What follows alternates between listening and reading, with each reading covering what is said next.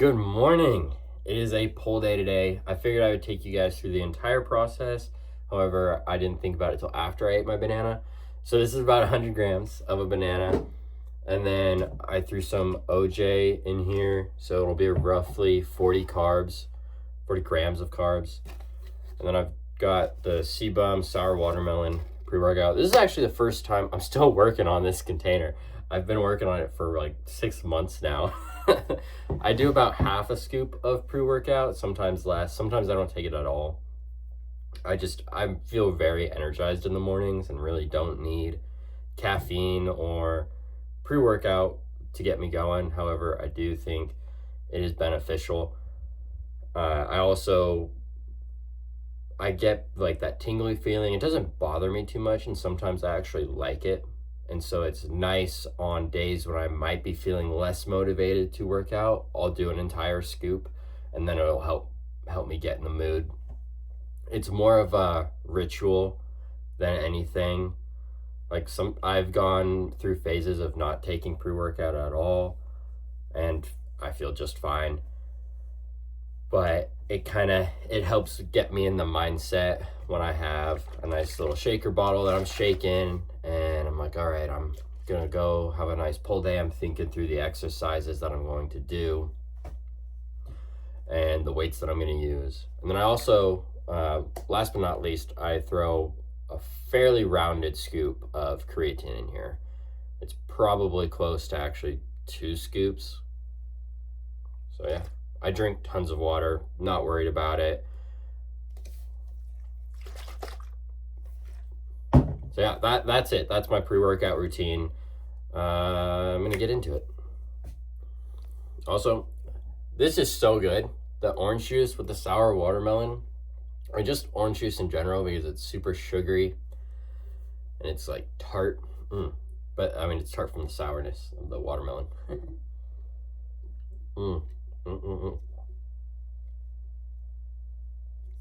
There could be like a sour orange watermelon gummy candy. I don't even like gummy candies, but I like this. Maybe I'll make my own pre-workout one day and I'll call it sour orange gummy candy or some shit. All right, warm up is in, pre-workout is kicking in. I'm going to do inverted rows again, same as last week. Instead of barbell rows, when I was doing my warm up just with the bar for rows, my hamstrings are super tight from my leg day yesterday. And I don't want that to be limiting my potential for my back day. I am gonna go wide grip on these because I think I'm gonna do ring chin-ups after this.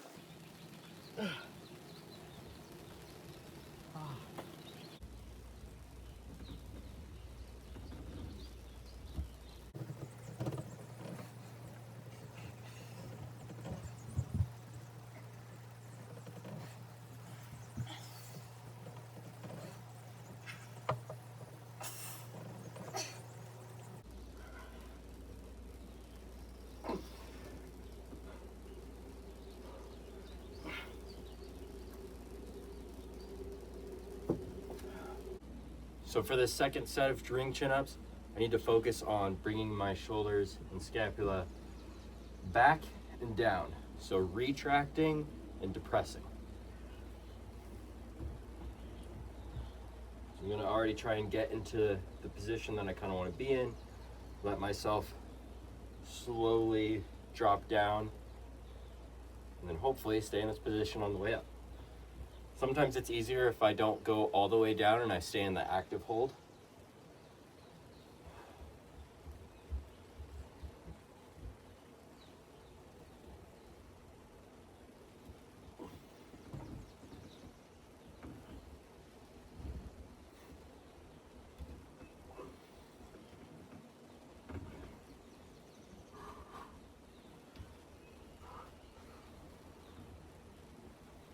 So dropping all the way down, getting into that hold, coming up. Not going all the way down.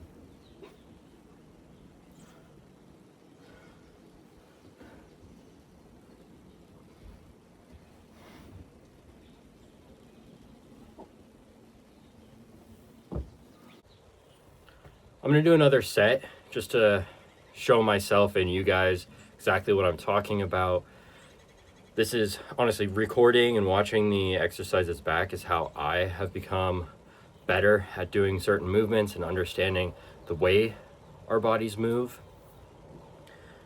But I did want to include on that last set, the reason I stopped going all the way up is one, it was very difficult, and if I continued to go up, it would be mainly arms and biceps, and I really want to focus on my lats here versus doing a bicep movement. I try to save my biceps for when I actually do isolations. However, this is why I love doing ring chin-ups, is because it's a good warm-up into those isolations, especially because I've dealt with tendonitis pain. That's another reason why I'm really trying to focus on where my shoulders are and how they're moving. It's just to ease all that inflammation. Try to be a better lifter.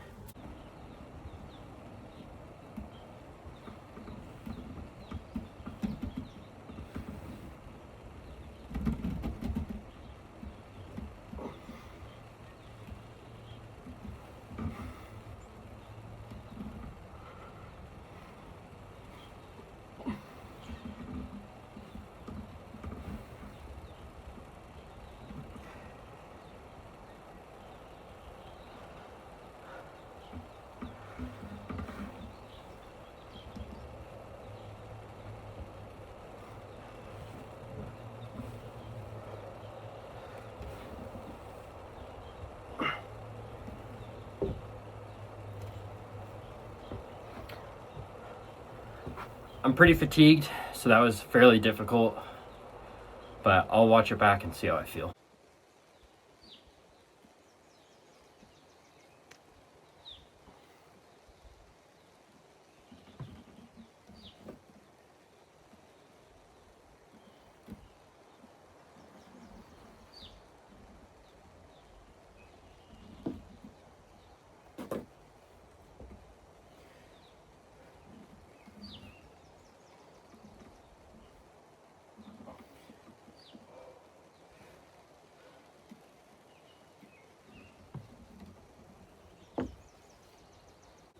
So I hope that gives a little bit better of a picture, like better lighting. I don't know if I'll include this. It was kind of awkward for me because the porch is here, so I would go all the way down and my knees would land on the porch if they were bent, or if they were straight, I would still hit my knees or my toes. When I would come up, I'd get caught on the bench or the porch. So it's just like really awkward and uncomfortable to actually do the ring chin up facing the door. I also want to note I think I did 3 reps where I went all the way down. I felt pretty good in the being fully extended, but on the last rep, my right side, the lengthening of my tendon didn't hurt, but I definitely felt something, and it feels fine right now, which is honestly a step in the right direction. Because initially, if I would have been fully extended and doing a bunch of ring chin-ups, it wouldn't have been as painful as certain exercises, but it would still not feel great. And so to be able to fully extend multiple times in a row on the last set of ring chin-ups after doing a few extra sets, it's like, that's pretty awesome. That's progress in the right direction. I know I'm doing the right things. Warm up, cooling down, certain exercises, certain techniques. I'm healing, I guess. Well, I am. I wouldn't say that I'm fully recovered or fully healed. And it's tendonitis that I'm dealing with. So it's inflammation. It'll keep popping up. And so continuing to work on it, continuing to be mindful of how I'm moving my body is important. And so that's what I'm working on right now. That is why I'm recording myself and really trying to focus on how my scapula and shoulders are moving while I'm doing a back exercise. Even though it's not a shoulder exercise, it's still important to know the mechanics, because that could be a potential cause for what's going on with the inflammation. You know, I get it. I've gotten it up in my shoulders, the tendonitis. I've gotten it down here in my elbows, being like fully extended all the time, or dropping the weight really fast, whatever it might be, doing heavy partials where I'm fully lengthening, then using momentum and going fast. Like, there's so many different things that could have caused it, and doing all those things at once is probably what happened. And unfortunately for me, it took a bigger injury, like, instead of just working through the pain or working through the discomfort, it took something that made me have to stop lifting for a couple weeks, because of I stopped lifting for about a week, and then I slowly started easing back into it, just with like minor stuff. And now here I am progressing. It's pretty cool.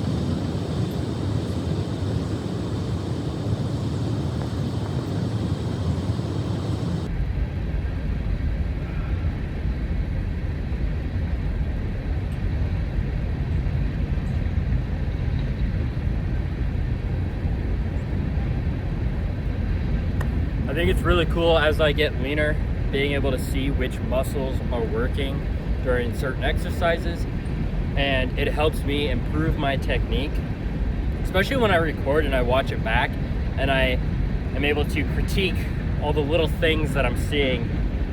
So for example, I haven't actually watched this clip back, obviously, but when I do, I'll probably see on my left side, I can feel it, where I was kind of shrugging up a little bit and using my upper trap to retract and make it lessen the resistance on my rear delt, which isn't good. It's not what I want. I have rounded shoulders, so they're already internally rotating, and so I'm more likely going to use my upper trap to help ease the tension. So just by externally rotating, having a proud chest, and better posture, my body is already in the position it needs to be in, versus me having to either learn how to do a movement out of proper position or get into position while under load. So that's one thing I need to work on, not just with this exercise, but every exercise, is having correct posture and then entering into the movement.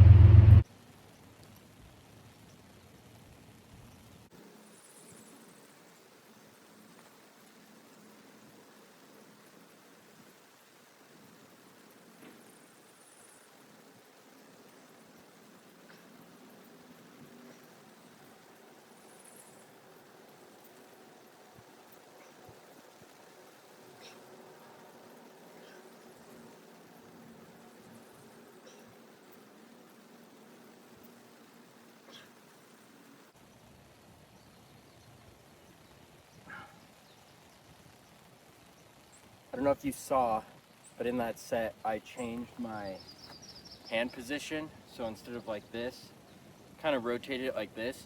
That does help my shoulder externally rotate. However, it puts more strain on my forearm because this band is broken. Initially, when it wasn't broken, it was just easy to do this and it felt great. Now, I have to have a little bit better grip strength. It also makes the exercise a little bit more difficult because of that, and then also because I'm lessening the amount of length I have. I know it's not much, but it's something. Once you get further down, it's like, oh, let's make it a little easier. But that could also be something I do. You know, I start out in a more difficult position, and then I rotate and I make the exercise easier as I'm getting into the last few reps, just to squeeze out a little bit more.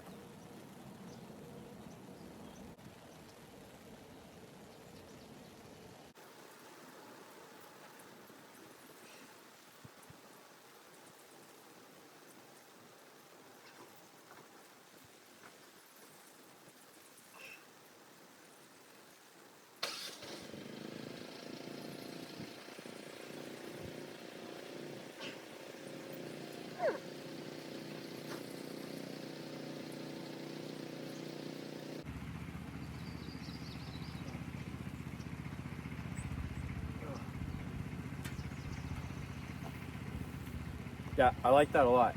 Having my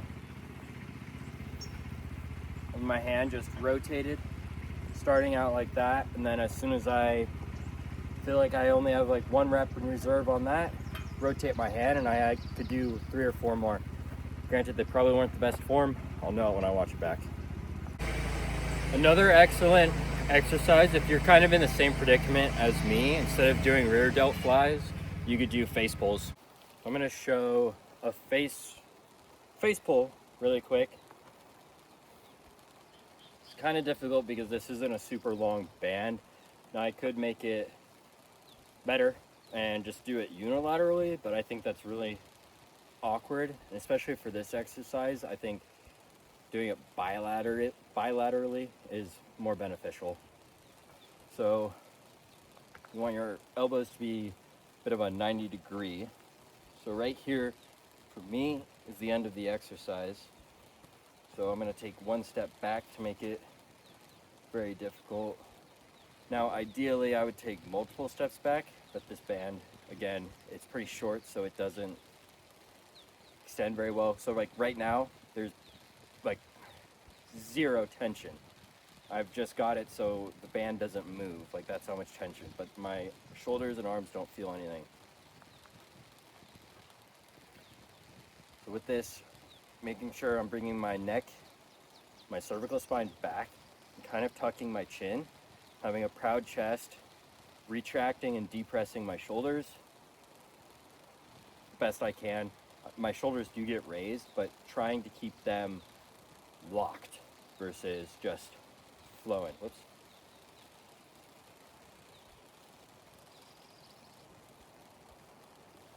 And I'm just internally rotating, externally rotating. Now there's other ways you can do it. If you move your elbows in and bring it out, I prefer to rotate my shoulders.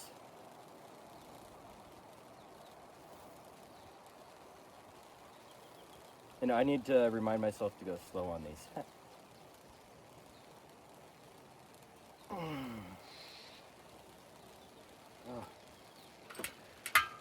I don't do a lot. Pretty fatigued, so that was enough. I like to end my pull days with those, and sometimes even my push days. I'll either do those actually, or I'll do Lou lateral raises, just to just to keep my shoulders healthy.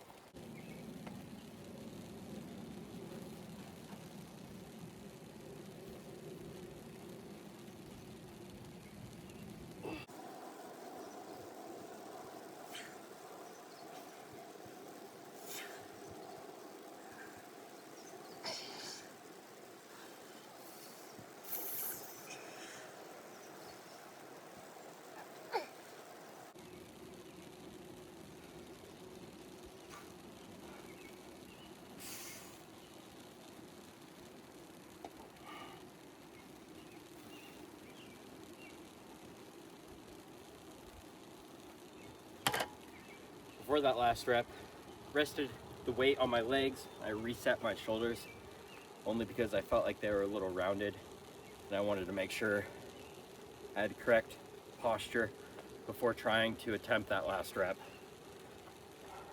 My elbow does feel kind of weird right now. Doesn't feel the best. When I say weird or not the best, I mean it feels inflamed. There's some discomfort, but it's not painful. Definitely, like it's good, but it's also something that I'm trying to be mindful about so I don't injure myself again. So being mindful of not just how my biceps feel, but my technique and posture everywhere else to keep healthy arms so I can continue to do more sets and reps.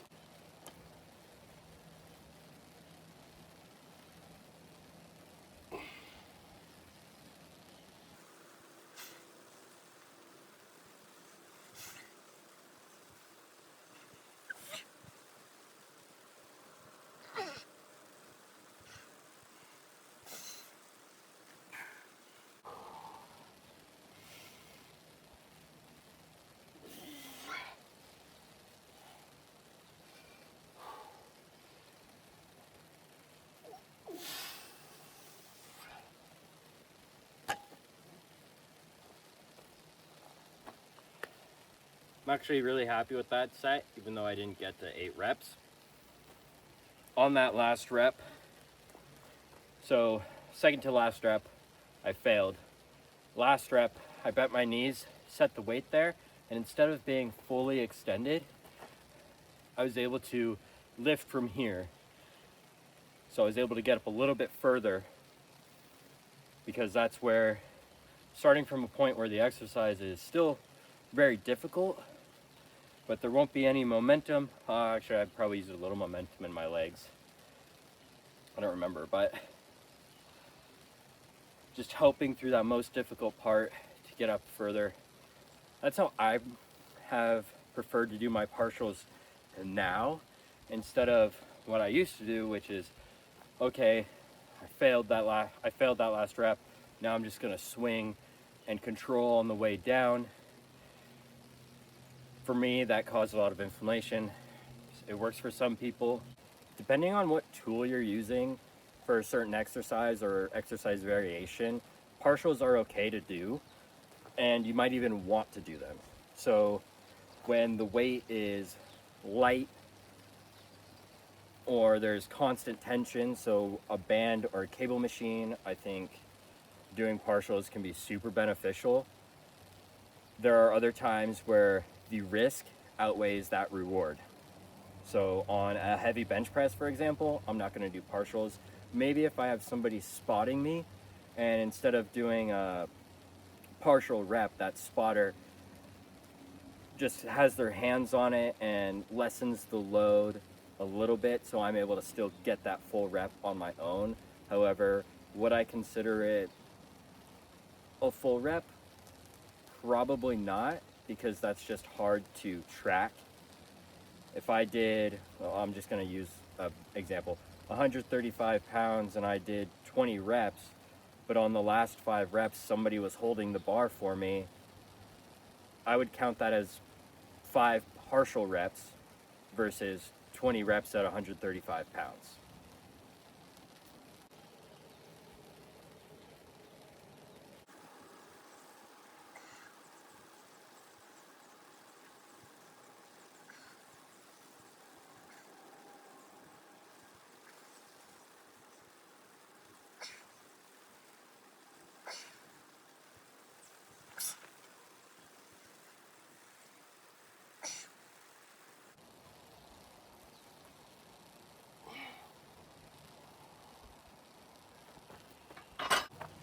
It might seem like I don't follow a strict program, but I do. It just involves a lot of variety. So I still focus on targeting certain muscles, and I try to stick to the same exercise. However, some days I include a little variation because I might be feeling fatigued, right? So like today, instead of doing barbell rows, my hamstrings are really fatigued from yesterday's leg day, so I did inverted rows. Or sometimes if I know that I have a wide variation, if I'm doing barbell rows but I'm going with a wider grip, then instead of doing wide grip pull-ups, I'll do ring chin-ups, or vice versa. If I have a closer grip on my barbell rows or I'm doing dumbbell rows, I might do wide grip pull-ups. Now, instead of doing, so the reason I wanted to talk about this is because I normally do 4 sets of biceps. So I'll do 2 sets with either the barbell or the easy bar. Right now I'm kind of doing the easy bar to just give my wrists a little bit of a break. So, and then I would do a set of hammer curls. Now the reason I'm not doing hammer curls today is because I've done a lot of ring chin-ups, so my biceps are already kind of fatigued, and then I felt really good about those 2 sets of easy bar curls. And my hammer curls will be doing bicep and like my brachialis and pronator work, so it does incorporate my forearm, and I think instead of doing those, I can get more of a benefit out of doing reverse curls with just the bar, which will still work my bicep, but more of a focus on those muscles of my forearm that the hammer curl also targets. So that's why it might seem like I don't have a strict program and I just go about it willy-nilly, but it's not true. I'm very calculated in my approach, and I have a good understanding of exercise selection and which exercises and techniques will target which muscles. It does come with time, comes with experience, it comes with trying to gain as much knowledge and information about weightlifting as possible. Like, I am obsessed and I do love it and I have a passion for it, so it makes it easy. I know not everybody is like that, and I think a lot of people can gain a lot of benefits from having a personal trainer or somebody else to create that program for them, but also have like simple explanations of why they're doing certain things. Like, pretty much all my knowledge was free. I consumed content on YouTube, I read books, and I also did the action. I got in the gym, I paid attention to how my body felt. I didn't just go through the motions. This really is a labor of love for me, and I want to help other people, maybe who are just starting out or just trying to get an interest, figure out how to program or figure out what other people are doing. This is honestly a great way for me to just talk about fitness and help others how I also learned. Now, I have since got a personal training certificate and am looking, I actually applied to college the other day, which is pretty crazy. I have to go to a community college, get my GPA up, and then if I want to go to university, depending on my timeline, I will. But I want to get a degree in exercise science because I love it so much and I want to help as many people as possible. And I think that is the best way for me to serve others. And I could do it right now for free.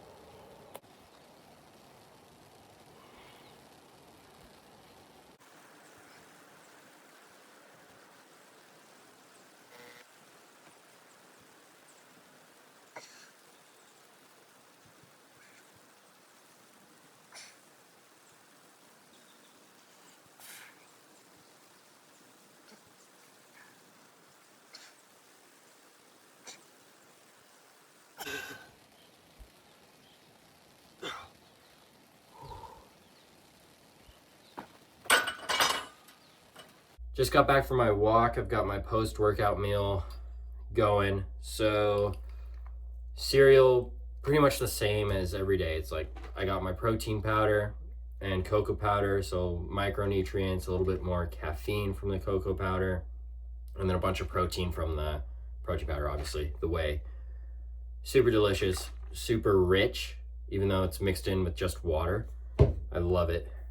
Now, cereal is peanut butter flavored, mixed with milk and cinnamon, and I threw in some chia seeds in there for some extra fiber because I went with less of the Kashigo protein plus fiber mix. So just wanted to get some extra micronutrients in there.